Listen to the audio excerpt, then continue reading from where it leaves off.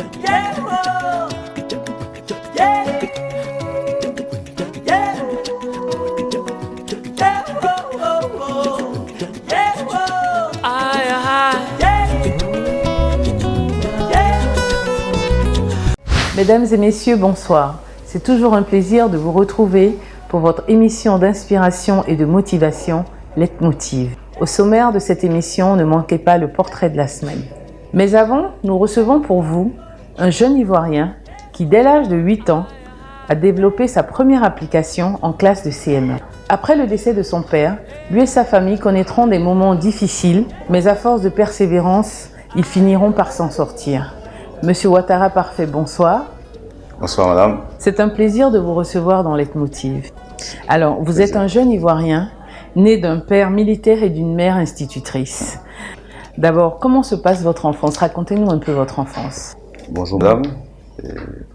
Merci d'être venu dans nos locaux. Nous sommes très contents de vous recevoir. C'est un plaisir pour nous. Donc pour revenir à la question au sujet de mon enfance se passe à Port-Boué, à la cité militaire de l'armée de l'air, le GIATEL. Comme l'avait dit, mon père était militaire de l'armée de l'air et ma mère institutrice. Donc j'ai grandi dans un environnement un peu rigoureux. J'imagine. Un peu serré. On ne pouvait pas faire ce qu'on voulait. On devait rentrer à des heures précises. On devait manger à des heures précises. On devait se laver à des heures précises. Donc c'est dans cette rigueur-là que... C'était un peu la vie militaire à la maison. Exactement, exactement. Et on devait tout faire pour rester dans les normes. Sinon, voilà. Papa allait crier. Exactement. Mais ça a été quand même très intéressant. C'était très bien. Et après, ça nous a aidés par la suite. D'accord. Alors racontez-nous un peu votre cursus scolaire, votre primaire, votre collège, après le lycée. Donc, parce que déjà, au primaire, vous étiez déjà quelqu'un. J'ai fait le primaire à l'école militaire EPP Armée de l'air 1 au GIATEL. J'ai fait le CP1 jusqu'au CM2 là-bas. Et après, j'ai été admis au lycée moderne de Port-Boué, toujours dans la commune de Port-Boué, où j'ai fait la 6e jusqu'à la terminale C là-bas. Et après, j'ai été admis à l'université de Cocody. Et j'ai obtenu un 2SS là-bas en mathématiques et informatique. D'accord. Alors, au CM1, vous allez développer une application pour votre mère qui lui permettra de calculer plus facilement la moyenne de ses élèves. Exactement. Comment est-ce qu'à 8 ans, le petit garçon que vous étiez a pu réaliser cette prouesse? En fait, mon père nous a ramené un ordinateur après un voyage aux États-Unis. Et j'aimais bien bidouiller, faire des choses sur l'ordinateur. Et il maîtrisait très bien l'outil. Donc je venais, je regardais ce qu'il faisait, tout ça. Et il faisait beaucoup de formules sur le tableau Excel. Donc il m'expliquais, voilà comment on fait ceci. Vous étiez que des garçons? Oui, que des garçons. Les 4 garçons, que des garçons. Moi je suis le 3e, très proche de mon papa. Et il m'expliquait comment faire ceci, comment faire cela. Et c'est là que j'ai eu l'idée de, sous Excel, écrire une macro qui permettra à ma mère plus tard de pouvoir rentrer juste les notes de ses élèves. Et elle avait automatiquement la moyenne et le rang. Voilà, ça me permettait aussi de passer plus de temps avec elle. Tout à fait. J'imagine qu'elle devait être contente. Oui, elle a adoré. Elle était surprise en fait. Ah, super. Alors, à l'âge de 10 ans, malheureusement, vous perdez votre père, qui était quand même un grand repère pour vous. Exact. Alors, ce sera pour vous et votre famille le début d'une longue période difficile. Racontez-nous cette étape de votre vie. J'avais 10 ans, donc je n'étais pas vraiment conscient de ce qui se passait. Mon père a été malade pendant un bon moment. Et suite à cette maladie, il est décédé. C'était le 4 avril 1997. Donc, il est décédé. On a quitté un confort qu'on avait naturellement. Bien sûr. Pour vivre dans des conditions qui n'étaient pas forcément faciles pour des enfants. Donc l'aîné de la famille avait 18 ans, celui qui le suivait juste après avait 14 ans. Moi j'avais 10 ans et mon petit frère avait 5 ans. Pour une mère institutrice qui avait à peine 150 000 par mois, ça n'a pas vraiment été facile. Alors, votre première bouffée d'oxygène sera l'admission de votre frère aîné à HEC Paris. Et pour vous, le bac C que vous obtiendrez au lycée moderne de Port-Boué. J'imagine que les conditions dans lesquelles vous viviez vous ont motivé à donner le meilleur de vous dans vos études. Oui, bien évidemment. Mon frère préparait le concours pour rentrer à HEC depuis 2004. Ma mère a acheté des livres à Paris qui sont venus. Elle a dépensé au moins 600 000 pour quelqu'un qui touche à peine 150 000. C'est énorme. Et mon frère était vraiment focus sur son concours. Il voulait absolument l'avoir. Et on a pu inscrire mon frère. Mais ça ne s'est pas arrêté là. Il a été inscrit, oui. Maintenant, il faut qu'il ait le visa. Ma mère a à peine 150 000 francs par mois. Il va aller demander le visa. Et dans la demande de visa, on demande un garant financier. Qui va lui envoyer plus de 320 € par mois. Wow. Ma mère ne touche même pas cela. Et ma mère a dit un truc à mon frère. Elle lui a dit, va, tu auras le visa. Mon frère était triste. Il se disait, mais comment je vais faire? Et il est allé demander le visa. Quand il est arrivé, la dame le regarde. Elle dit, monsieur, votre dossier est bon. Mais là, il y a quelque chose qui ne va pas. Ça ne va pas. Il dit, ah, madame, ma maman m'a dit de venir, vous allez me donner le visa.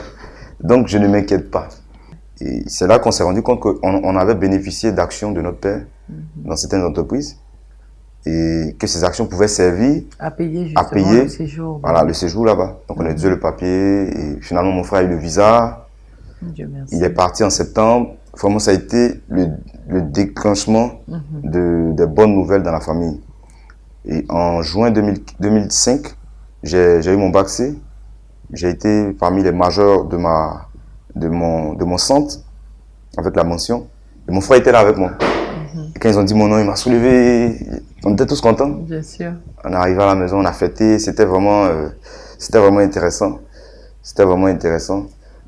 Et ça a vraiment ouvert tout ce qui s'est passé par la suite, en fait. Tout à fait. Votre mère, elle devait être franchement une maman très heureuse de voir que tous ces sacrifices-là finissaient quand même par payer quelque part. Bien évidemment, bien évidemment. C'est vrai que vous avez eu votre bac C, effectivement, mais qu'est-ce que vous avez décidé de faire après votre bac? Est-ce qu'à ce moment-là, c'est sûr, on se dit, je suis jeune diplômé, d'accord, mais est-ce que on se dit pas, des fois, c'est peine perdue vu le nombre de chômeurs déjà existants bardés de diplômes?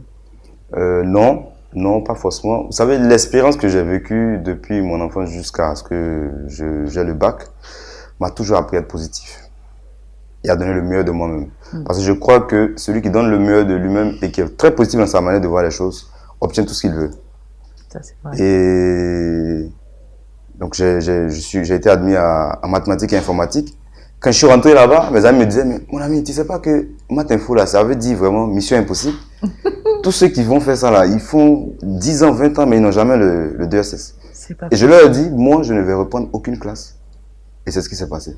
Oh, félicitations. Je n'ai repris aucune classe. Et en 5 ans, j'ai fini, j'ai eu mon diplôme. Je faisais partie des plus jeunes de ma classe. Et dès que j'ai fini, j'ai eu du boulot. Parce que j'avais appris à être très positif et à être un gros bosseur. Alors, Monsieur Ouattara, nous aurons l'occasion de revenir sur votre parcours juste après le portrait de la semaine.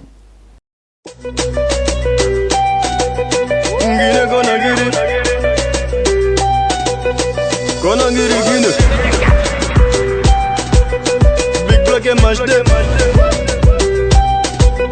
Regarde ça en HD. Demande à Denis Santé.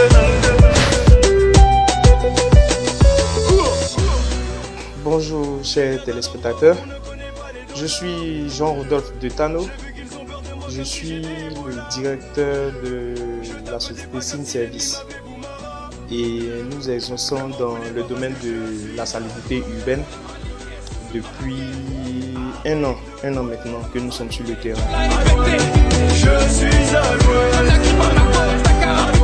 Après mon BPC, j'ai fait le lycée de Koumassi, le lycée municipal. Et je suis allé en grande école. J'ai voulu me spécialiser. Je suis allé faire la comptabilité.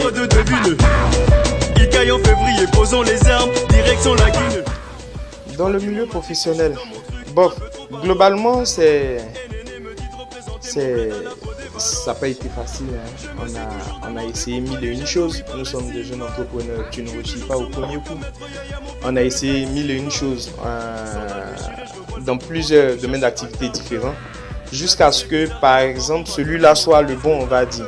Voilà, et c'est comme ça que depuis peut-être près de 2 ans, j'ai surtout été approché par 2 de mes oncles, en l'occurrence Roger Oga, et puis un autre qui est le plus célèbre sans doute, David Guédon Mobio, voilà, de la RTI.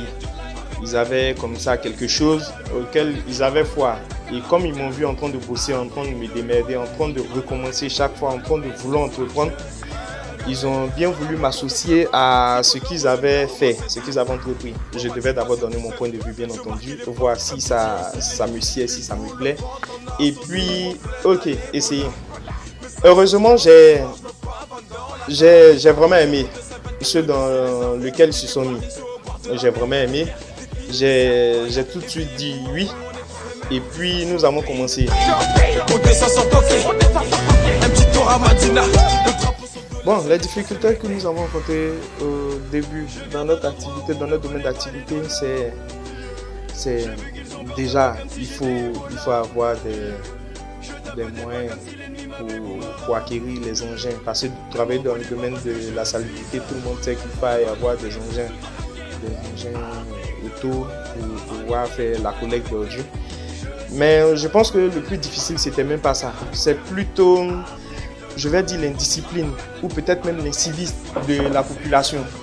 Voilà, c'est jusqu'à aujourd'hui, c'est le plus grave problème que nous avons. Parce que, voilà, tout le monde connaît maintenant Abidjan ou bien toute la Côte d'Ivoire. Les gens jettent les ordures un peu partout et puis ils n'ont pas d'éducation quant à ça, c'est vraiment compliqué. Mais avec ce que le gouvernement est en train de faire maintenant, on espère que ça va aller, que les mentalités vont changer.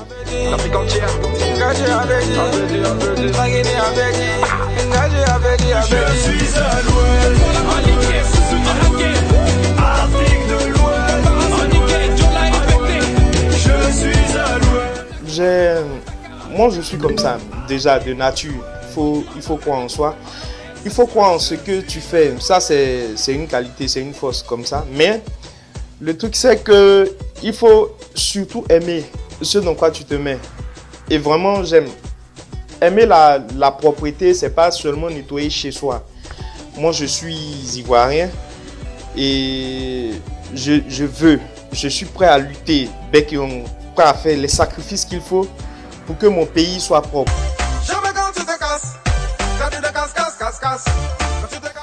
Nos partenaires, tout de suite, c'est la population. C'est la population, parce qu'il faut que c'est cette population-là qu'on veut décharger. C'est elle qu'on veut emmener à mieux vivre. Parce que vivre avec des déchets, c'est pas joli, c'est pas propre, c'est malsain. Donc ça rend malade. C'est eux nos premiers partenaires.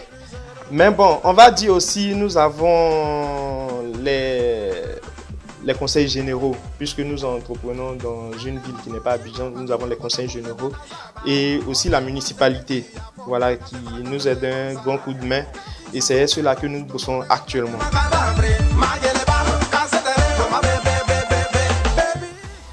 Bon, dans notre activité, on va dire que assez positif, c'est bon.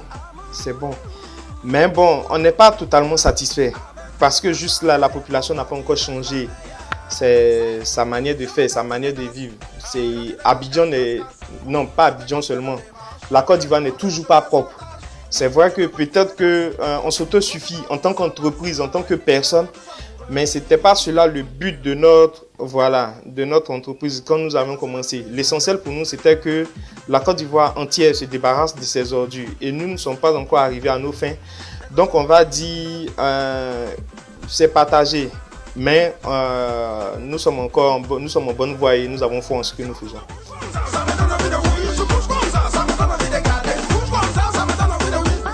Bon, déjà comme j'ai dit, c'est d'avoir une Côte d'Ivoire propre. Il y a un slogan qui passe actuellement, un Ivoirien nouveau. Il va falloir qu'il ne soit plus slogan, mais qu'il soit effectif. Donc déjà nous espérons que la Côte d'Ivoire change, la Côte d'Ivoire ait un autre visage Et puis quant à nous, entreprises ou à moi personnellement, j'espère vraiment grandir, c'est-à-dire acquérir le maximum d'expérience dans ce que nous faisons et puis partager, parce que nous savons qu'il n'y a pas que la Côte d'Ivoire qui souffre en matière de salubrité urbaine. Il y a plein de pays d'Afrique et nous espérons partager tout ce que nous savons, tout ce que nous avons appris avec ces pays frères.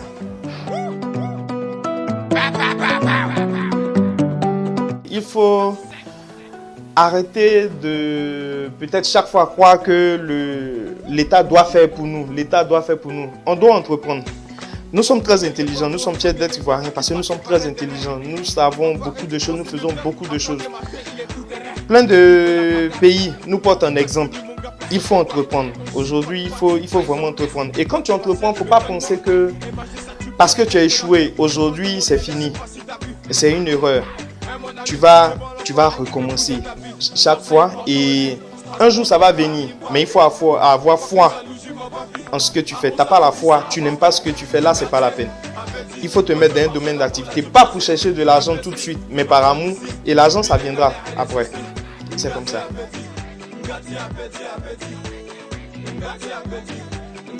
De retour avec notre invité, Monsieur Parfait Ouattara, directeur général d'une société spécialisée dans le transport urbain. Alors, après votre bac que vous obtenez brillamment, vous décidez donc d'aller à l'université faire maths informatique. Même si beaucoup de personnes vous découragent, vous vous dites non, je vais y arriver. De toute façon, vous avez toujours été un très bon élève et comme vous dites, vous positivez toujours dans tout ce que vous voulez faire. Alors, votre mère décide de vous faire partir au Ghana. Racontez-nous un peu cette étape de votre vie. Ok, au fait, ce qui s'est passé, c'est que après la deuxième année à l'université en maths info, j'ai eu la possibilité d'aller faire d'abord un séjour de 3 mois là-bas, au Ghana, pour apprendre la langue, D'accord. pour me perfectionner. D'accord. Donc là, c'était uniquement pour l'anglais. Exactement. Les 3 premiers mois. Et je suis revenu, j'ai terminé ma formation et je suis reparti 1 an et demi pour me spécialiser en informatique de gestion. D'accord. Et pour votre mère qui touchait, comme vous le disiez, 150 000, elle a pu le faire aisément? Ça n'a pas été trop difficile? Comme je le disais, ma mère, franchement... Elle n'a jamais baissé les bras? Jamais. Elle a toujours pu trouver les voies et moyens? Je sais vraiment pas comment elle s'arrange pour faire cela. Je veux que, toujours, je lui demande de me dire comment elle fait, tout ça. Et elle me dit toujours, quand tu aimes, tu sens pas que tu fais des efforts, tu sens pas que tu fais des sacrifices. Elle a tout fait pour que je puisse finir ma formation à l'université correctement. J'avais tous les bouquins. Des bouquins qui coûtent très cher, vous savez, à l'université. Elle n'acceptait pas que je fasse des photocopies. Elle m'achetait des livres. Elle m'a inscrite à la bibliothèque pour que j'ai accès aux livres. Elle a insisté pour que j'ai Internet à la maison. Parce que je lui ai dit que j'avais besoin de ça. Et en gros, elle a vraiment permis à ce que chacun de ces enfants que nous sommes puisse être là où il souhaitait être. Tout à fait. Voilà. Donc, j'ai senti le besoin de partir au Ghana, je lui en ai parlé, elle m'a dit il n'y a pas de problème. Et à cette période-là, mon frère avait déjà commencé à avoir un petit boulot à Paris. Donc, il arrivait quand même à nous aider, tout ça. Parce que ma mère disait un truc, et je suis totalement d'accord avec elle. Elle nous a dit, il faut qu'on reste les bras serrés. Toujours soudés. Il faut qu'on reste soudés pour avancer ensemble. On n'a personne devant, on n'a personne derrière, on n'a que Dieu. Donc, il faut et être elle. unis. Donc, il faut qu'on soit unis pour qu'on avance ensemble. Donc, c'est ce qu'on essaie de toujours pratiquer. Alors donc, vous faites donc 1 an et demi au Ghana. Et après ces 1 an et demi, je pense que vous commencez à travailler. Votre première expérience professionnelle. Exactement. Quand je suis revenu, j'ai eu un premier boulot où j'ai travaillé pour un organisme qui travaille avec le PEPFAR, qui soutient les orphelins, les veuves. Alors par la suite, vous travaillez dans une entreprise de développement, mais vous n'y restez que 6 mois. Oui, j'ai travaillé dans une entreprise où je développais des applications pour les entreprises. Vous étiez toujours à Zimbabwe à cette époque? Non, à cette époque, on avait déjà déménagé. On était allé à Port-au-Bray parce que, bien évidemment, dès que j'ai fini, que ça a commencé à tourner correctement, aller un peu mieux. J'ai voulu offrir à maman. C'est un endroit vraiment où elle se sentirait mieux, tout ça. Tout à fait. Donc, fin 2012, début 2013, on a aménagé en plein cœur de Port-au-Bray. Je suis resté entre 3 ans et demi et 4 ans là-bas. Mais ce qui s'est passé, c'est que j'ai toujours eu un petit penchant pour le développement d'applications. Donc, malgré que j'étais là-bas, on avait déjà commencé à réfléchir à des petits projets, tout ça. Et au bout d'un moment, j'ai commencé à m'ennuyer. Alors, vous trouvez votre premier vrai et grand travail dans l'un des cabinets, l'un des meilleurs au monde d'ailleurs, je dirais, un cabinet d'audit et de conseil. Comment se passe votre entretien? Parce que j'imagine que ça doit être très serré, très difficile. Bien Ou évidemment. très impressionnant en tout cas. Bien évidemment, mais même avant l'entretien, il y a eu, je crois, il y a eu trois examens qu'on a passés. On a envoyé le CV, on a passé des tests, et jusqu'à ce qu'on arrive à l'entretien, où on n'était que 7 ou 6, je crois, pour 200 personnes qui ont commencé au début. Wow. Donc on était 7 ou 6, et l'entretien s'est passé dans une grande salle. Il y avait la DRH, il y avait le responsable du département dans lequel je devais travailler. Vous étiez impressionné? Oui. Il y avait 2 autres managers de l'audit financier. Ce qui s'est passé qui était encore plus intéressant, ils ont vu dans mon CV que j'ai étudié dans un pays anglophone. Donc l'entretien s'est transformé en anglais. Eh ben dis donc. Tout s'est fait par la suite en anglais. Et j'étais vraiment... C'était easy for me, c'était naturel. Et franchement, ils ont apprécié. Franchement, moi, je leur ai dit, je le pense jusqu'aujourd'hui, je n'ai pas voulu rentrer dans le cabinet pour gagner de l'argent, mais je suis parti pour apprendre. Ouais. Parce que je pense qu'ils ont beaucoup à m'apporter. Ils ont l'expérience. Oui, c'était la bonne, Voilà. la superbe expérience Exactement. qu'il fallait justement Exactement. à votre CV. Exactement. Et franchement, je suis très fier d'avoir eu à travailler dans cette entreprise-là. Ils m'ont vraiment bien formé. Donc l'entretien, c'était ça. J'ai dit à tous mes interlocuteurs que je souhaitais vraiment rentrer dans la firme. Je m'étais documenté. Je savais jusqu'à combien de chiffres d'affaires ils avaient fait en 2013. Jusqu'à ce que je fasse l'entretien. Et comment s'est terminée donc la fin de cet entretien? Ça s'est terminé bizarrement. Je crois la DRH, parce que je posais des questions sur l'échange, la possibilité d'aller faire un échange à Paris, aux États-Unis, partout dans le monde, où il y a des cabinets, où il y a la firme qui est représentée là-bas. Donc je posais des questions sur ce point-là, parce qu'à la fin on te demande si tu n'as pas de questions. Donc je demandais, est-ce que quand je serai retenu, que je vais commencer, à quel moment je peux penser pour Les demander étapes donc effectivement de l'évolution. Exactement. Donc le senior manager qui est en charge du département pour lequel je dois travailler était en train de m'expliquer. La DRH était sortie communiquer. Quand elle est revenue, elle a demandé de quoi il s'agissait. Et elle a dit, non, pas besoin de lui donner toutes ces informations, il faut qu'il soit d'abord retenu. Tout à fait. Waouh! Le challenge. Et j'ai commencé à flipper. Je me suis dit, mais tiens, apparemment je ne serai pas retenu. Et je crois 2 ou 3 mois après, c'était dans le mois de juin, l'entretien a eu lieu en avril. Dans le mois de juin, on m'appelle, je crois que c'était un vendredi soir, c'était 16h ou 15h. On m'appelle, bonjour monsieur Ouattara, bonjour. Elle dit son nom, la dame, directrice des ressources humaines du cabinet d'audit. J'espère que je ne vous dérange pas. Je dis, non, bien évidemment. J'ai le plaisir de vous annoncer que vous avez été retenu. Waouh! J'ai crié comme un fou. Ah oui, c'est des effets de surprise. J'ai crié comme un fou. Et j'ai pensé automatiquement à ma maman. Elle était plus qu'heureuse. Ouais, j'imagine. Plus qu'heureuse de voir tous ces sacrifices qu'elle avait eu à faire là, en train d'aboutir. Et j'ai appelé mon grand frère, j'ai appelé mon petit frère. Franchement, c'était la joie dans la famille. Toute la famille était contente. Et donc, en gros, c'est un peu comme ça que s'est passé l'entretien. Franchement, ça a été une très bonne expérience parce que déjà, ça m'a mis au contact des entreprises. Donc, des responsables d'entreprises, de différents secteurs d'activité parce qu'on faisait un peu de tout.